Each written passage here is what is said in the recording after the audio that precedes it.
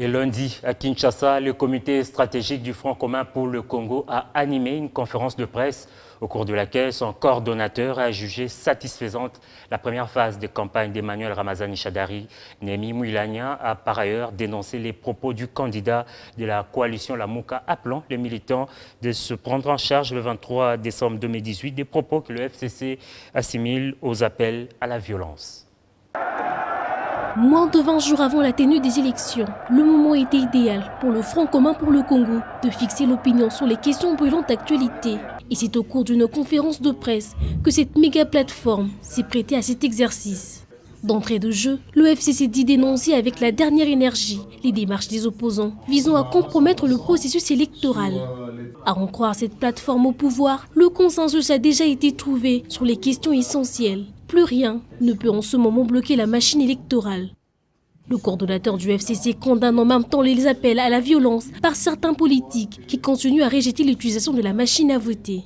Pour eux, le 23 décembre, on ne devrait pas avoir des élections fut-elle avec les systèmes posés par la CENI, à savoir la machine à voter. Les candidats de la Mouka est allé jusqu'à faire un appel à ses militants à empêcher l'organisation ou la tenue des élections.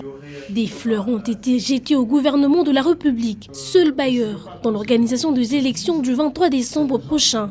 Une marque de souveraineté qui ne passe pas inaperçue aux yeux du FCC.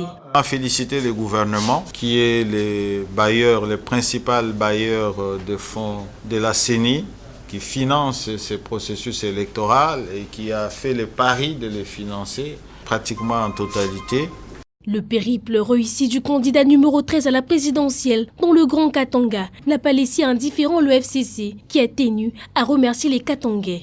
Nous voulons nous féliciter de la mobilisation réussie de la population derrière notre candidat président. C'est l'occasion pour le comité stratégique de féliciter notre population qui a adhéré au message de notre candidat. Prochaine étape pour le candidat du FCC, le Grand Équateur, précisément dans la ville de Guémena, ce mardi 4 décembre 2018. L'adhésion de la population de ce coin de la République a été sollicitée.